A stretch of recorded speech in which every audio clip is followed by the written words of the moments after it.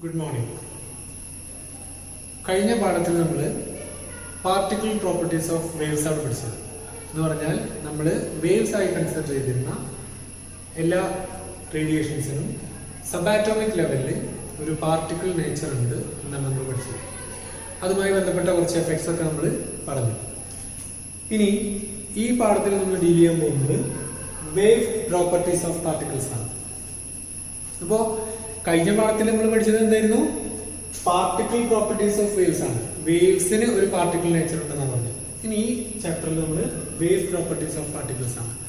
Particle എന്ന് പറഞ്ഞാൽ നമ്മുടെ പോലെയുള്ള പാർട്ടിക്കിൾസിന് ഒരു വേവ് നേച്ചർ ഉണ്ട് എന്നാണ് ഇതിൽ നമ്മൾ ഡിസ്കസ് ചെയ്യാൻ പോകുന്നത്. അപ്പോൾ ഇതെങ്ങനെ ഉണ്ടായെന്നുള്ളൊരു അതിൻ്റെ ഒരു ഹിസ്റ്ററി ഞാൻ പറയാം.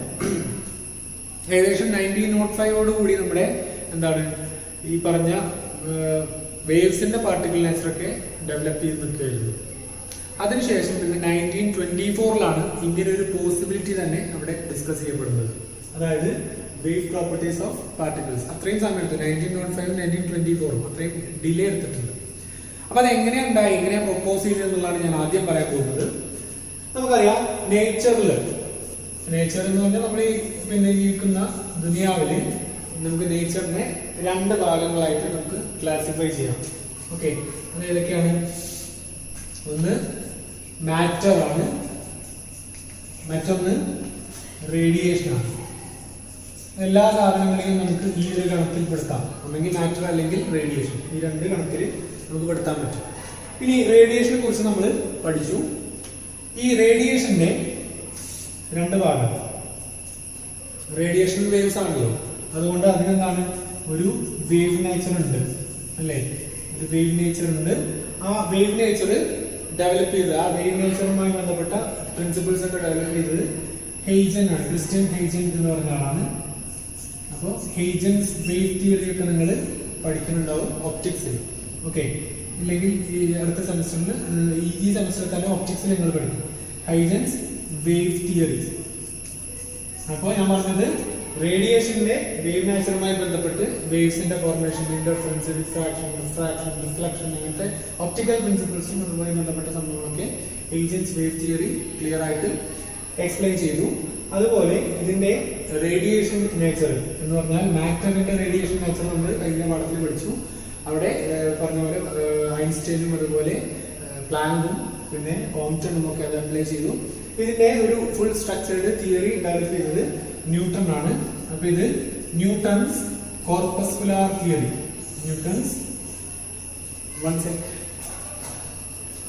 അതായത് റേഡിയേഷൻ ഒരു വേവ് നേച്ചർ അല്ല, ഇതിനൊരു പാർട്ടിക്കിൾ നേച്ചർ ഉണ്ട് അല്ലേ? പാർട്ടിക്കിൾ നേച്ചർ ഉണ്ട്. ആ പാർട്ടിക്കിൾ നേച്ചർ ഡെവലപ്പ് ചെയ്ത് കൊണ്ടുവന്നത് ആരാണ്? അത് ഫുൾ തിയറി ആക്കി ഡെവലപ്പ് ചെയ്തത് ആരാണ്? ന്യൂട്ടൺ ആണ്. അതിന് നമ്മൾ ന്യൂട്ടൺസ് കോർപ്പസ്കുലാർ തിയറി എന്ന് പറയും.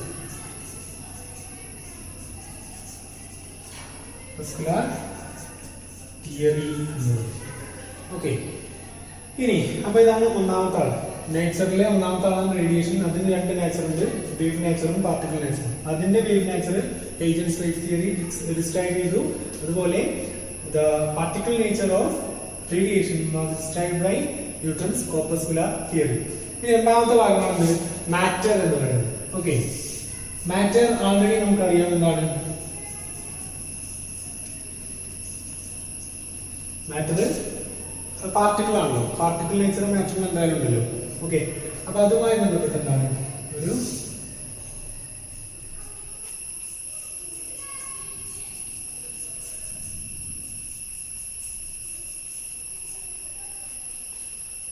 അപ്പോ മാറ്റർ പാർട്ടിക്കിൾ ആണ്. അപ്പൊ അതിനൊരു പാർട്ടിക്കിൾ നേച്ചർ ഉണ്ടാവുമല്ലോ.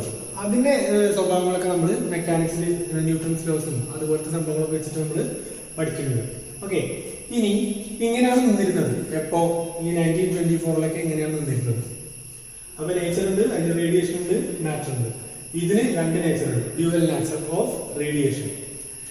ഇങ്ങനെ നിൽക്കുന്ന സമയത്ത് ഡി ബ്രോഗ്ലി പറഞ്ഞു നേച്ചറിന് എപ്പോഴും സിമ്മട്രി ഇഷ്ടമാണ് അല്ലേ? സിമ്മട്രി എന്ന് പറഞ്ഞാൽ നമ്മുടെ ഈ റൈറ്റ് സൈഡും ലെഫ്റ്റ് സൈഡും ഒരുപോലെയാണ്. അതുപോലെ എല്ലാ ഫീൽഡിലും അതുണ്ട്. അതുപോലെ ഫിസിക്സിലും അതുണ്ട്, സിമ്മട്രി ഉണ്ട്. അതിൻ്റെ ഒരു തിയറത്തിന്റെ പേര് നോയ്തേഴ്സ് തിയറി എന്ന് പറയും. ഒരു പ്രകാരം നാച്ചുറൽ ലവ് സിമ്മട്രി എന്നാണ്. നാച്ചുറൽ എപ്പോഴും സിമ്മട്രി ഇഷ്ടമാണെന്നാണ് പറയുന്നത്. അത് പ്രകാരം ഡി ബ്രോഗ്ലി പ്രൊപ്പോസ് ചെയ്തു നാച്ചുറൽ റേഡിയേഷനും മാറ്ററും ഉണ്ട്. റേഡിയേഷന് രണ്ട് നേച്ചർ ഉണ്ട്, wave നേച്ചറും particle നേച്ചറും.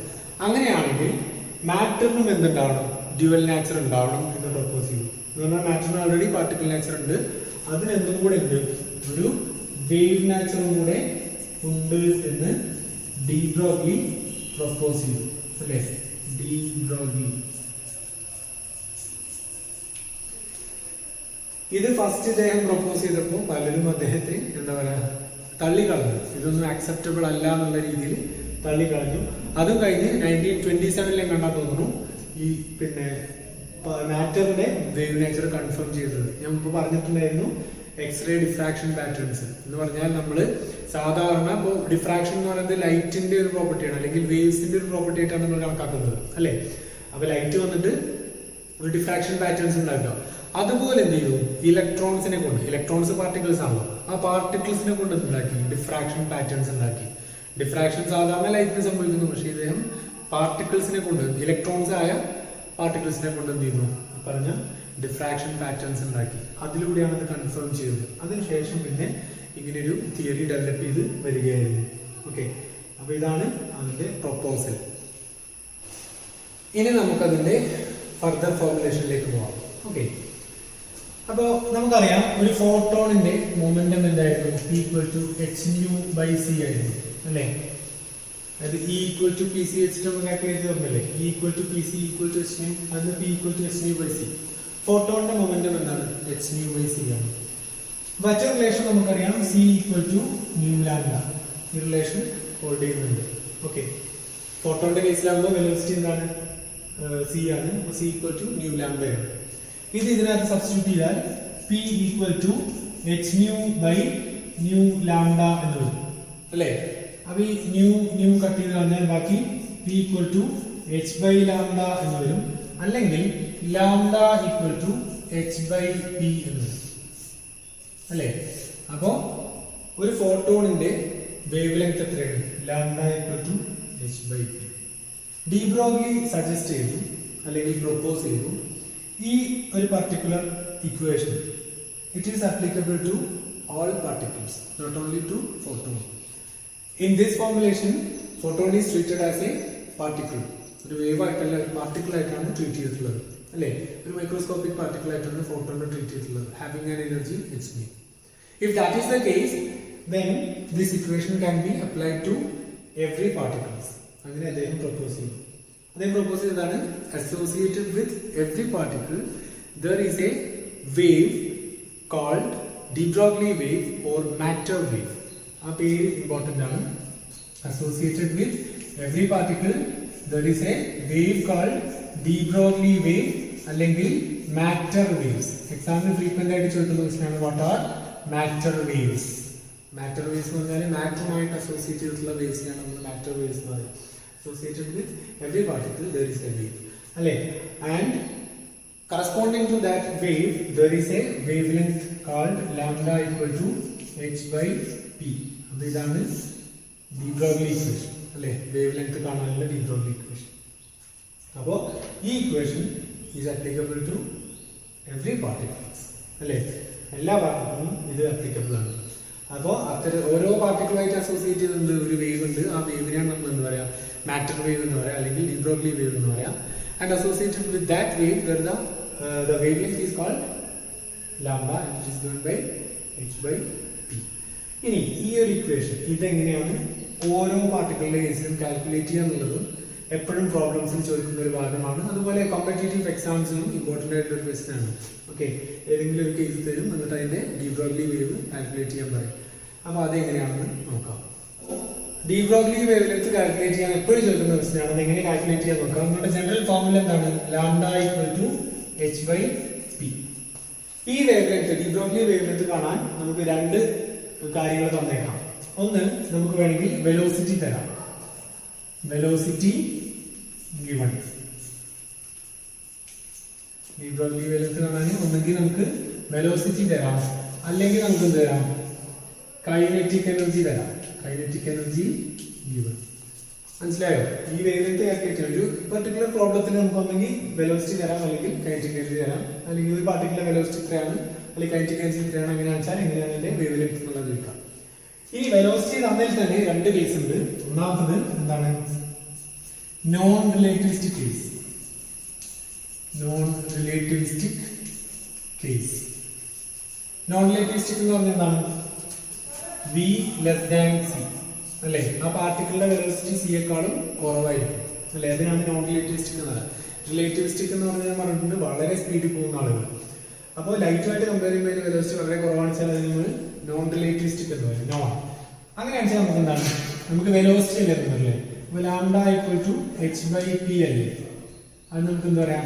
Lambda equal to H by P equal to M V അല്ലേ? എച്ച് ബൈ എം വി എന്ന് പറയും. അപ്പോൾ നമുക്ക് എച്ച് എന്ന് പറയുന്നത് പ്ലാങ്ക്സ് കോൺസ്റ്റന്റ് ആണ്, എം പാർട്ടിക്കിളിന്റെ മാസാണ്. വെലോസിറ്റി തന്നിട്ടുണ്ടെങ്കിൽ നമുക്ക് എന്ത് ചെയ്യാം?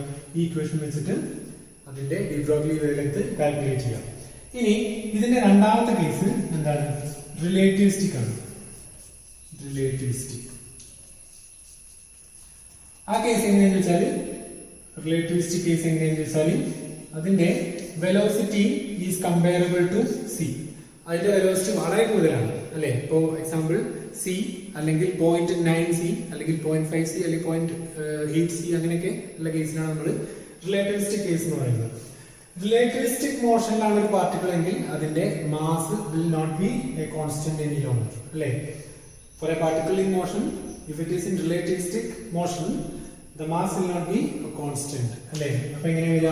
അതിന്റെ മാസ് ഉണ്ടാവും m equal to m0 gamma അല്ലേ? where gamma is the relativistic correction factor 1 by root of 1 minus b square by c square എന്ന് വരും അല്ലേ? അപ്പൊ ഈ ഒരു സബ്സ്റ്റിറ്റ്യൂഷൻ അതിൽ കൊടുത്താൽ മതി അല്ലേ? അപ്പൊ ആ കേസിൽ നമുക്ക് എന്ത് വരും? Lambda equal to h by m0 gamma into b എന്ന് വരും. അപ്പൊ ഇത് വെച്ചിട്ട് നമുക്ക് എന്ത് ചെയ്യാം? രണ്ടാമത്തെ കേസും കാൽക്കുലേറ്റ് ചെയ്യാം. അപ്പൊ ഇതാണ് റിലേറ്റിവിസ്റ്റിക് കേസ്. ഇനി കൈനറ്റിക് എനർജി ആണെന്ന് വെച്ചാലും അതിലെന്തുണ്ടാവും? രണ്ട് കേസ് ഉണ്ടാവും. ഓക്കെ, നോക്കാം. ഒന്നാമത്തത് റിലേറ്റിവിസ്റ്റിക്, നോൺ റിലേറ്റിവിസ്റ്റിക്.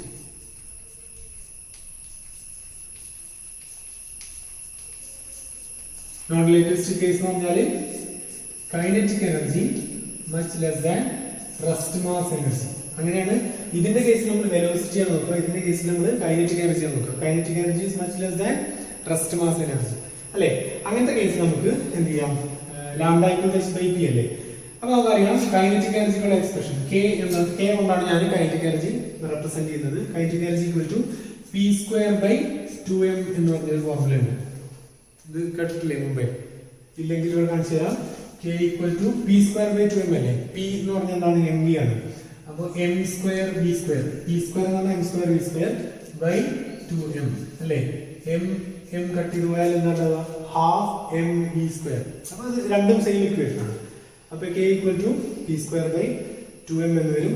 ഇതിൽ നിന്ന് നമുക്ക് കിട്ടും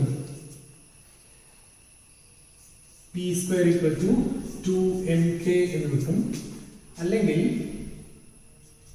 p equal to root 2mk എന്ന് കിട്ടും അല്ലേ? അപ്പൊ ഈ ഫോർമുല വെച്ചിട്ട് നമുക്ക് ഇതിൽ അപ്ലൈ ചെയ്താൽ എന്താ? Lambda equal to h by p അല്ലേ? h ബൈ p എന്ന് കൊടുത്താൽ h ബൈ റൂട്ട് 2mk. അപ്പൊ ഇതാണ് നോൺ റിലേറ്റിവിസ്റ്റിക് കേസിൽ കൈനറ്റിക് എനർജി തന്നിട്ടുണ്ടെങ്കിൽ നമുക്ക് കാൽക്കുലേറ്റ് ചെയ്യാനുള്ള ഫോർമുല ഇതാണ്. Lambda equal to h by root 2mk. ഇനി അടുത്ത കേസാണ്, അതേതാണ്? Relativistic case. ഇവിടെ സ്പേസ് ഇല്ല, ഞാൻ ഇവിടെ ഇതാ.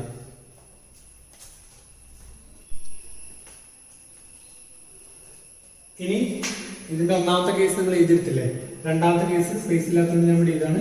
രണ്ടാമത്തെ കേസ് എന്താണ്? റിലേറ്റിവിസ്റ്റിക് കേസ് അല്ലേ? റിലേറ്റിവിസ്റ്റിക് കേസ് എന്ന് പറഞ്ഞാൽ എന്താണ്? Kinetic energy much greater than rest mass energy അല്ലേ? കൈനറ്റിക് എനർജി വളരെ കൂടുതലാണ്, അതിനാണ് നമ്മൾ റിലേറ്റിവിസ്റ്റിക് കേസ് എന്ന് പറയാം അല്ലേ? ഇങ്ങനത്തെ കേസ് നമ്മൾ ജനറൽ ഫോം ഓഫ് എനർജി അല്ലെങ്കിൽ റിലേറ്റിവിസ്റ്റിക് കേസിലുള്ള എനർജി ഇക്വേഷൻ ഉപയോഗിക്കുന്നത് എന്താണ്? E square equal to p square c square plus m0 square c raise to 4 എന്ന് പറഞ്ഞ ഇക്വേഷൻ അല്ലേ? ഇനി ഇതിനെ എനിക്ക് E0 സ്ക്വയർ എഴുതി കൂടെ? എങ്ങനെ എഴുതാൻ പറ്റുക? കാരണം E0 equal to m0 c square അല്ലേ? E0 equal to m0 c square അല്ലേ? അപ്പൊ ഇതിനെ സ്ക്വയർ ചെയ്താൽ m0 square c raised to 4 അതല്ലേ? അതുകൊണ്ട് ഇതിലേക്ക് എഴുതാം p square c square plus E0 square എന്ന് എഴുതാം അല്ലേ? ഇനി ഏതൊരു പാർട്ടിക്കിളിന്റെയും ഇതാണ് ജനറൽ ഫോം ഓഫ് എനർജി. ഏതൊരു പാർട്ടിക്കിളിന്റെയും മൊത്തം എനർജി എന്ന് പറയുന്നത് എന്താണ്? Kinetic energy plus rest mass energy. അതുകൊണ്ട് എനിക്ക് E ഈക്വൽ ടു എന്ത് എഴുതാം?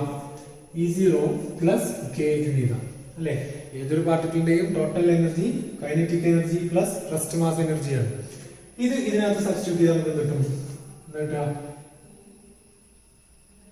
E0 plus k square equal to p square c square plus m0 square അല്ല E0 square എന്നെഴുതാം അല്ലേ? E0 plus k ഇതിനകത്ത് E0 plus k whole square equal to p square c square plus E0 square. ഇത് expand ചെയ്യാം a plus b whole square എന്താ വരിക? E0 square plus k square plus 2k E naught അല്ലേ? a square plus b square plus 2ab equal to p square c square plus E0 square എന്ന് വരും. ഇതിനകത്ത് cut ചെയ്യാം E0 square ഇവിടെ E0 square. അപ്പൊ നമ്മൾ കിട്ടും p square c square equal to k square plus 2k E naught എന്ന് കിട്ടും അല്ലേ? വീണ്ടും ഇവിടെ വായിക്കാം ഞാൻ.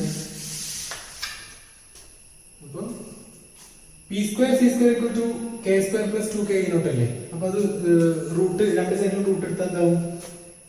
pc equal to root of k square plus 2k E naught എന്ന് കിട്ടും അല്ലേ? ഇനി നമുക്ക് ഇത് എന്താ കാൽക്കുലേറ്റ്? ഡി ബ്രോഗ്ലി വേരിയൻസ് അല്ലേ? ഡി ബ്രോഗ്ലി വേരിയൻസ് എന്താ? Lambda equal to h by p ആണ്. ഈ ഇക്വേഷനെ c കൊണ്ട് മൾട്ടിപ്ലൈ ചെയ്ത് ഡിവൈഡ് ചെയ്യാം. അപ്പൊ ഇത് വരും ഇൻറ്റു c by c ചെയ്താൽ കിട്ടും hc by pc. ഇവിടെ pc ക്കുള്ള ഫോർമുല ഉണ്ട്, അതുകൊണ്ടാണ് ഞാൻ അങ്ങനെ ചെയ്യുന്നത്. അപ്പൊ ലാംഡ ഈക്വൽ ടു എന്ത് വരും? hc by pc എന്ന് പറഞ്ഞാൽ root of k square plus 2k E0 എന്ന് കിട്ടും. ഇതാണ് റിലേറ്റിവിസ്റ്റിക് കേസിൽ ഡി ബ്രോഗ്ലി വേരിയൻസ് കാണാനുള്ള formula. If the kinetic energy of the particle is given. വളരെ ഇമ്പോർട്ടൻ്റ് ആണിത്. ഞാൻ ഗ്യാരണ്ടി തരാം, ഏതൊരു കോമ്പറ്റേറ്റീവ് എക്സാമിനും അതുപോലുള്ള പിന്നെ ജനറൽ ആയിട്ടുള്ള ഫിസിക്സുമായി ബന്ധപ്പെട്ട എക്സാമിനും ഒക്കെ എപ്പോഴും ചോദിക്കുന്ന ഒരു ക്വസ്റ്റ്യനാണ് find the de Broglie variance എന്നുള്ളത്. അതുപോലെ എക്സാമിനും റിപ്പീറ്റഡ് ആയിട്ട് പ്രോബ്ലം സെക്ഷനിൽ ചോദിക്കുന്ന ക്വസ്റ്റ്യൻസ് ആണ്. അപ്പോൾ ഇതിനെ ബേസ് ഈ ഒരു ചാർട്ട് നിങ്ങൾക്ക് വളരെ ക്ലിയർ ആയിരിക്കും. വെലോസിറ്റി തന്നേക്കാം അല്ലെങ്കിൽ കൈനറ്റിക് എനർജി തന്നേക്കാം. വെലോസിറ്റി തന്നാൽ നോൺ റിലേറ്റിവിസ്റ്റിക് കേസിൽ ഇത്, റിലേറ്റിവിസ്റ്റിക് കേസിൽ ഇത്, അതുപോലെ ഇതിന്റെ നോൺ റിലേറ്റിവിസ്റ്റിക് കേസ് നമ്മൾ പറഞ്ഞു, റിലേറ്റിവിസ്റ്റിക് കേസിൽ ഇതും. ഈ 4 ഇക്വേഷൻസും വളരെ ഇമ്പോർട്ടൻ്റ് ആണ്. അപ്പോൾ നിങ്ങൾക്ക് ഏതെങ്കിലും ഒരു കേസ് തന്നാൽ നിങ്ങൾ ആദ്യം എന്ത് കാണണം? അത് റിലേറ്റിവിസ്റ്റിക് ആണോ നോൺ റിലേറ്റിവിസ്റ്റിക് ആണോ എന്ന് നോക്കണം. അതുപോലെ എന്താണ് തന്നിട്ടുള്ളത് നോക്കണം. എന്നിട്ട് നമ്മൾ എന്ത് ചെയ്യണം? ഇതിലേതെങ്കിലും ഇക്വേഷൻ യൂസ് ചെയ്തുകൊണ്ട് അത് സോൾവ് ചെയ്യണം. ഓക്കെ, അപ്പോൾ ഇനി നമുക്ക് അതിൻ്റെ കുറച്ച് പ്രോബ്ലംസിലേക്ക് കടക്കാം. അപ്പോൾ ഈ ക്വസ്റ്റ്യൻ ചെയ്തെടുക്കാം. Find the de Broglie wave length of, ഒന്നാമത്തത് A 46 gram ball whose velocity is 30 meter per second. 46 gram golf ball. Okay. രണ്ടാമത്തത് an electron with a velocity 10⁻⁷ meter per second. മൂന്നാമത്തത് A particle of mass 1 nanogram with a velocity 0.5 c. നാലാമത്തത് 1 mega electron volt proton. അഞ്ചാമത്തത് 1 MeV electron.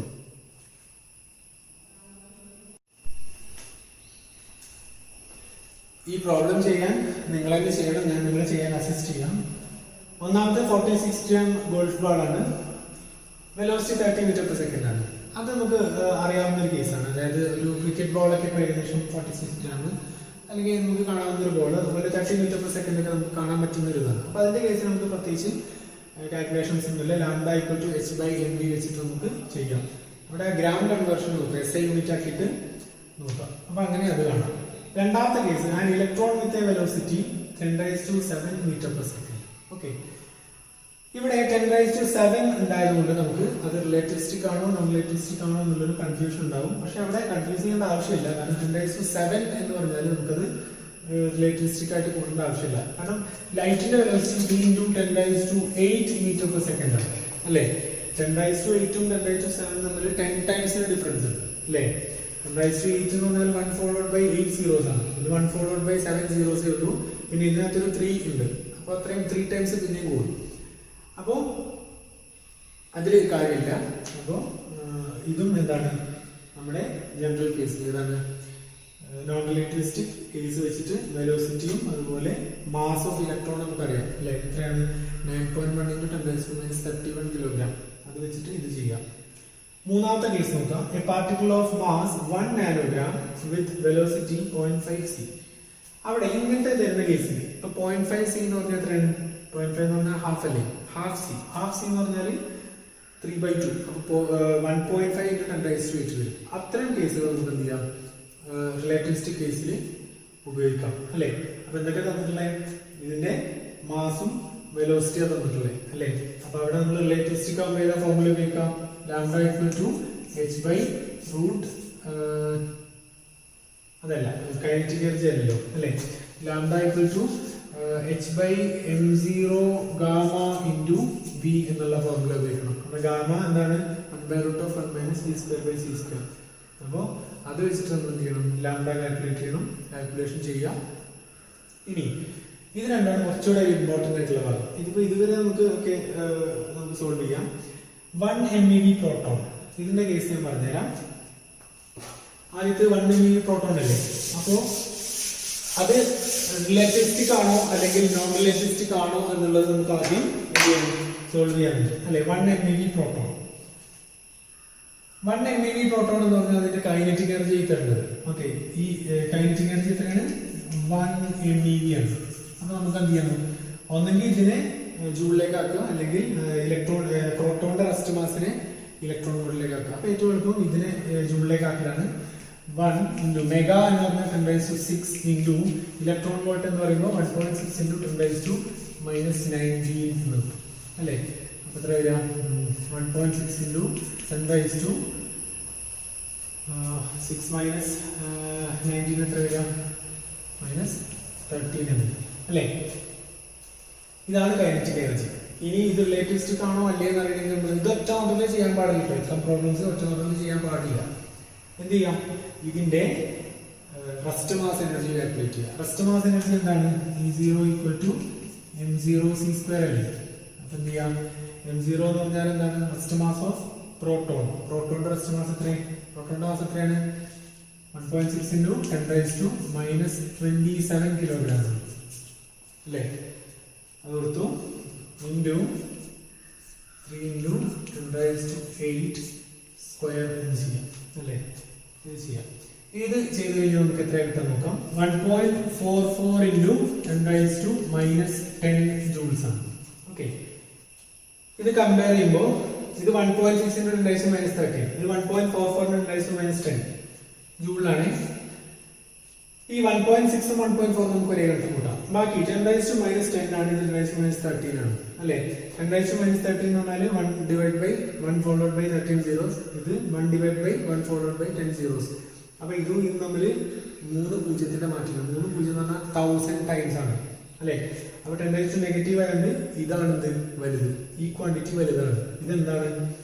First mass energy അല്ലെ? അപ്പൊ ഇവിടെ എന്താണ്? First mass energy is much greater than എന്താണ്? Kinetic energy അല്ലെ?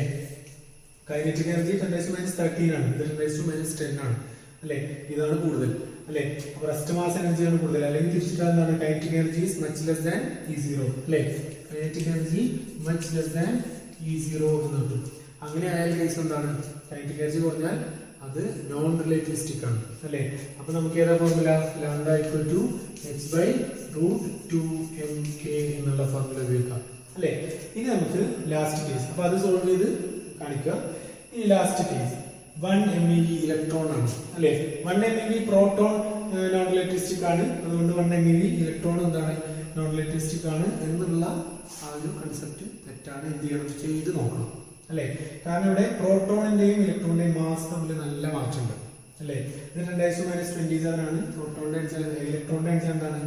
ഏകദേശം 10⁻31 ആണ് അല്ലെ? അല്ലെങ്കിൽ 10⁻32 ആണ്, 30 ആണ്. ഓക്കെ, അപ്പൊ നോക്കാം. 1 MeV ഇലക്ട്രോൺ ആണ്. 1 MeV നമ്മൾ ആൾറെഡി ചെയ്തു. ഇതിലേക്ക് കൺവേർട്ട് ചെയ്തിട്ടുണ്ട്. 1 MeV നമ്മൾ ജൂളിലേക്ക് കൺവേർട്ട് ചെയ്തിട്ടുണ്ട്. ഇനി ഇലക്ട്രോണിന്റെ റെസ്റ്റ് മാസ് എനർജി നോക്കാം അല്ലെ. ഇലക്ട്രോണിന്റെ റെസ്റ്റ് മാസ് എനർജി എത്രയാണ്? E equal to m0 c square which is equal to 9.1 into 10 raised to minus 31 into 3 into 10 raised to 8 square അല്ലെ. അത് വെച്ചിട്ട് നമ്മൾ ഇലക്ട്രോണിന്റെ റെസ്റ്റ് മാസ് എനർജി കാൽക്കുലേറ്റ് ചെയ്തിട്ട് കിട്ടുക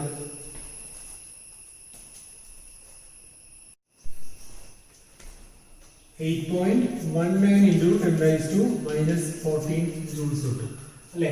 ഇതാണ് ഇലക്ട്രോണിന്റെ റെസ്റ്റ് മാസ് എനർജി. ഇനി 1 MeV എത്രയാണ്? 1.6 into 10 raised to minus 13 അല്ലെ. അപ്പൊ ഇത് നോക്കുക, 10 raised to minus 14 ആണ്, 10 raised to minus 13 ആണ്. ഇതാണ് വലുത് അല്ലെ. അതുകൊണ്ട് ഈ കേസിൽ എന്താണ്? Rest mass energy is much less than kinetic energy, അല്ലെങ്കിൽ kinetic energy is much greater than rest mass energy അല്ലെ. 10 raised to minus 13 ആണ് ഇവിടെ, അവിടെ minus 14 ഉള്ളൂ അല്ലെ. അപ്പൊ ഇതാണ് കൂടുതൽ അല്ലെ. അപ്പോ kinetic energy is much greater than rest mass energy. അപ്പൊ അവിടെ കേസ് എന്താവും? Lambda equal to hc by root of k square plus 2ke naught എന്ന് പറഞ്ഞ ഫോർമുല ഉപയോഗിച്ചിട്ട് കാൽക്കുലേറ്റ് ചെയ്യണം. ഇതെല്ലാം SI യൂണിറ്റിൽ കാൽക്കുലേറ്റ് ചെയ്തിട്ട് ലാംഡ മീറ്ററിലാണ് കിട്ടുക, വേവ് ലെങ്ത് അല്ലേ, അത് മീറ്ററിലാണ് കിട്ടുക. അപ്പൊ അത് സോൾവ് ചെയ്ത് അത് എത്രയും പെട്ടെന്ന് സബ്മിറ്റ് ചെയ്യാം. ഓക്കെ, എപ്പോഴാണ് സബ്മിറ്റ് ചെയ്യേണ്ടത് ഞാൻ ഗ്രൂപ്പിൽ പറയാം.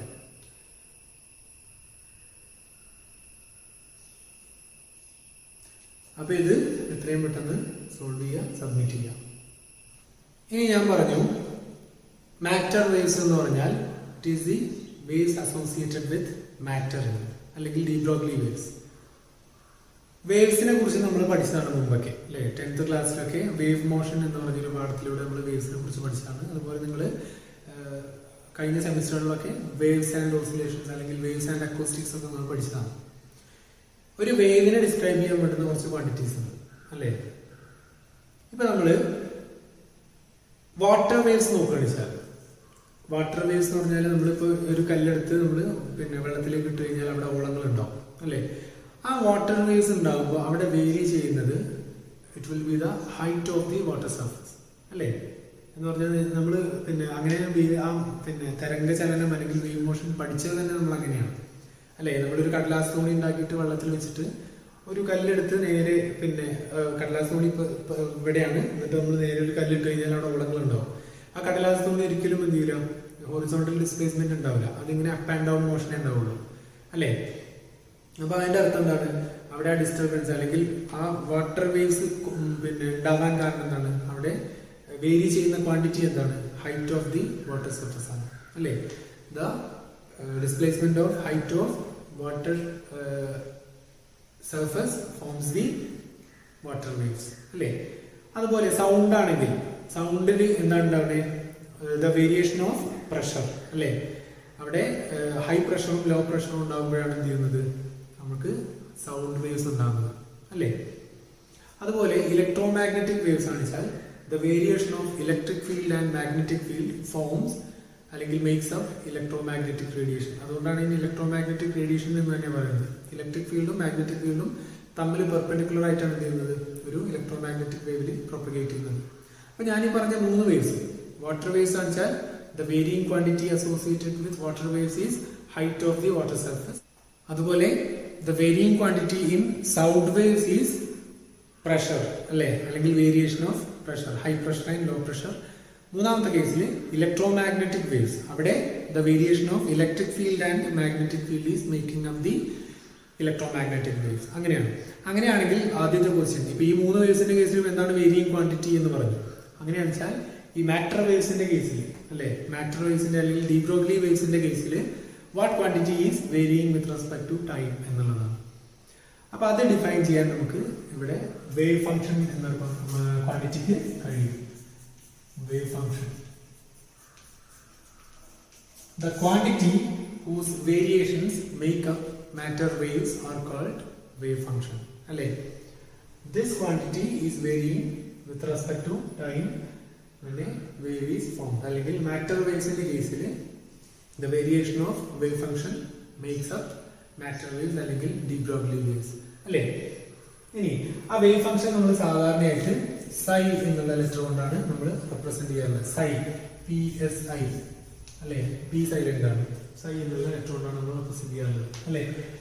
ദ വേവ് ഫംഗ്ഷൻ അല്ലെങ്കിൽ the value of wave function എന്താ തരുന്നത്? It gives the probability of finding a particle at a particular place at a particular time. അതാണ് സൈ തരുന്നത് അല്ലേ. സൈ ഗീവ്സ് ദി അല്ലെങ്കിൽ the value of psi is proportional to the probability of finding a particular particle at a position x, y, z at a time t അല്ലേ. അപ്പോൾ എന്താണ് wave function എന്ന് വെച്ചാൽ the value of wave function gives the probability of finding the particle at a particular place at a particular time. However, this wave function has no physical significance. അതൊരു important concept ആണ്. Wave function അത് define ചെയ്യുന്നുണ്ടെങ്കിലും അത് രണ്ട് കാര്യങ്ങളാണ്. ഒന്ന്, അത് makeup ചെയ്തിട്ടാണ് മാറ്റർ വേവ്സ് ഉണ്ടാകുന്നത്. രണ്ട്, അതിനകത്ത് എന്തുണ്ട്? The probability of finding the particle at a particular position at a particular time. അതുകൊണ്ട് എങ്ങനെയാണെങ്കിൽ പോലും it has no direct physical significance. എന്തുകൊണ്ടാണെന്നുള്ളത് നമുക്ക് നോക്കാം. വേവ് ഫംഗ്ഷൻ എന്ന് പറഞ്ഞാൽ ശരിക്കും ഒരു മാത്തമാറ്റിക്കൽ ഫംഗ്ഷൻ ആണ് അല്ലേ. ഇപ്പോൾ e⁻⁴ അല്ലെങ്കിൽ a sin θ അല്ലെങ്കിൽ a sin 2πx/l അങ്ങനെയൊക്കെ പല രീതിയിലുമുള്ള ഒരു മാത്തമാറ്റിക്കൽ ഫംഗ്ഷൻ ആണ് വേവ് ഫംഗ്ഷൻ എന്ന് പറഞ്ഞാൽ.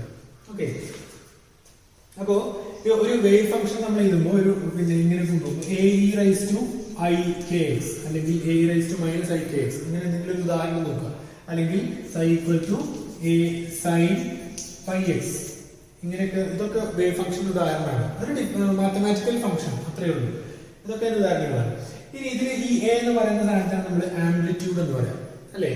ഒരു വേവിന്റെ കേസിൽ, ഒരു വേവ് ഫംഗ്ഷന്റെ കേസിൽ amplitude can be negative as well as positive. ഇതിപ്പോ നമുക്ക് -ae⁻ikx എന്ന് പറയാം അല്ലെ, അല്ലെങ്കിൽ -ae⁻−ikx അങ്ങനെ പല ഫോർമാറ്റിൽ വരാം. അപ്പൊ ഞാൻ പറഞ്ഞു വന്നതിന്റെ പൊരുൾ ഇതാണ്. The amplitude of the wave function can be negative as well as positive. ഇനി ഞാൻ പറഞ്ഞു ഒന്ന്, amplitude can be negative as well as positive. ഇനി ഞാൻ പറഞ്ഞു wave function gives the probability of finding a particle at a position at a particular time. അല്ലേ, probability നിങ്ങൾ പഠിച്ചതല്ലേ. Probability എന്താണ്? അതിനവിടെ കാണാൻ പറ്റൂ ഇല്ല എന്നുള്ളത് അല്ലേ. ഇപ്പൊ കോയിൻ ടോസ് ചെയ്യുമ്പോൾ ഉള്ള പ്രോബബിലിറ്റി നിങ്ങൾ പഠിച്ചതാണ്. A probability of 0 means the particle is not there.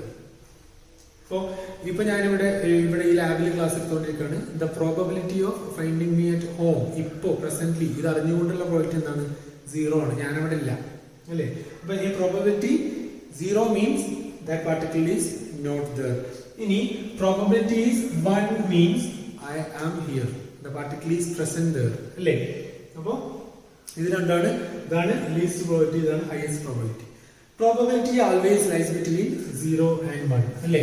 The probability of particle is always lying between 0 and 1 അല്ലേ. പ്രോബബിലിറ്റി എപ്പോഴും 0ന്റെയും 1ന്റെയും ഇടയിലാണ്. പക്ഷെ ഇവിടെ ഞാൻ പറഞ്ഞു ആംപ്ലിറ്റ്യൂഡ് നെഗറ്റീവ് ആവാം. അപ്പൊ അതിനർത്ഥം പ്രോബബിലിറ്റി നെഗറ്റീവ് എന്നാണ്. അങ്ങനെ ഒരു കൺസെപ്റ്റ് ഇല്ല. പ്രോബബിലിറ്റി ഒരു പോസിറ്റീവ് ക്വാണ്ടിറ്റി ആണ് അല്ലെങ്കിൽ 0 ആണ്. It should always be line between 0 and 1. അങ്ങനെ വരുമ്പോൾ ഈ ഒരു കൺസെപ്റ്റ് തെറ്റായി വരും. If a wave function can have negative amplitudes, it means that it has a negative probability, which is meaningless. അങ്ങനെയല്ലേ, അത് മീനിങ്ലെസ് ആണ്. നെഗറ്റീവ് പ്രോബബിലിറ്റി എന്ന് പറഞ്ഞ കൺസെപ്റ്റ് മീനിങ്ലെസ് ആണ്. അതെപ്പോഴും 0ന്റെയും 1ന്റെയും ഇടയിൽ ഉണ്ടാവും. അതുകൊണ്ട് അതിന് ഡയറക്റ്റ് ഫിസിക്കൽ സിഗ്നിഫിക്കൻസ് ഇല്ല. ബട്ട് ഈ വേവ് ഫംഗ്ഷന്റെ മറ്റൊരു ഫോർമാറ്റ് ഉണ്ട്. അത് നമുക്ക് പറയാം മോഡ് സൈസ് സ്ക്വയർ അല്ലെങ്കിൽ പ്രോബബിലിറ്റി ആംപ്ലിറ്റ്യൂഡ് അല്ലേ, അല്ലെങ്കിൽ probability density. Probability density it is defined as psi star psi. Psi star എന്ന് പറഞ്ഞാൽ അതിന്റെ complex conjugate. psi can be complex. അപ്പോൾ mod psi square equal to psi star psi അല്ലേ. ഇത് നമുക്ക് square of absolute value of wave function അല്ലെങ്കിൽ probability density എന്ന് പറയാം. The probability of experimentally finding a body at a point x, y, z at a time t is proportional to mod psi square അല്ലേ. ഒരു ബോഡിയെ നമ്മൾ കാണാനുള്ള ഒരു particular പ്ലേസിൽ ഒരു പർട്ടിക്കുലർ സമയത്ത് കാണാനുള്ള probability is proportional to mod psi square അല്ലേ. If mod psi square is large means there is a strong possibility, and if it is small means there is a light probability, and there is a low probability. അല്ലേ? ഇനി ഈ mode psi square എടുത്താലും അത് എപ്പോഴും positive ആവും അല്ലേ? ഇപ്പൊ example ഞാനൊരു കോംപ്ലക്സ് ഫംഗ്ഷൻ എക്സാമ്പിൾ പറയാം. Psi equal to A plus I B. Complex functions നിങ്ങൾ പഠിച്ചിട്ടില്ലേ? അപ്പൊ സൈ സ്റ്റാർ എന്താവും? എ മൈനസ് ഐ ബി അല്ലേ? അപ്പൊ സൈ സ്റ്റാർ സൈ നമ്മൾ കാൽക്കുലേറ്റ് ചെയ്താൽ എന്താവും? ഇത് ജസ്റ്റ് ഒരു എക്സാമ്പിൾ മാത്രമാണ്. അപ്പൊ സൈ സ്റ്റാർ സൈ ചെയ്താൽ എന്താവും? A minus I B into A plus I B അല്ലേ? Which is equal to A into A square plus A into I B minus I B into A, പിന്നെ minus I into I എന്താവും? Plus 1 ആവും into B square വരും. അപ്പോൾ I B എയും A I ബിയും cut ചെയ്ത് പോകും. ബാക്കി A square plus B square അല്ലേ? ഇനി എയും ബിയും നെഗറ്റീവ് ആയാൽ പോലും എന്താണ്? This quantity will be always positive അല്ലേ? എ ഫോർ എക്സാമ്പിൾ -2 ആണ് എഴുതുക. അങ്ങനെ വെച്ചാൽ അതിന്റെ സ്ക്വയർ അല്ലേ? അപ്പോൾ എന്താവും? 4 ആവും. അതുപോലെ ബി നെഗറ്റീവ് കാണിച്ചാലും മൈനസ് സ്ക്വയർ എന്താവും? പോസിറ്റീവ് ആവും. അപ്പോൾ the quantity mod psi square is always positive. അപ്പോൾ ആ പ്രോബബിലിറ്റി നെഗറ്റീവായി വന്നു എന്നുള്ള ആ ഒരു ട്രബിൾ അവിടെ തീരും. അപ്പോൾ probability density is proportional to the probability of finding the particle അല്ലേ? അതിന് പ്രൊപ്പോർഷണൽ ആണ്. അപ്പൊ ഇനി നമ്മൾ കാൽക്കുലേഷനിലൊക്കെ പ്രൊപ്പോർഷണൽ ആയിട്ടുള്ള is equal to the probability of finding എന്ന് പറഞ്ഞിട്ടാണ് നമ്മൾ ഉപയോഗിക്കുക. ഇതാണ് പ്രോബബിലിറ്റി ഡെൻസിറ്റി.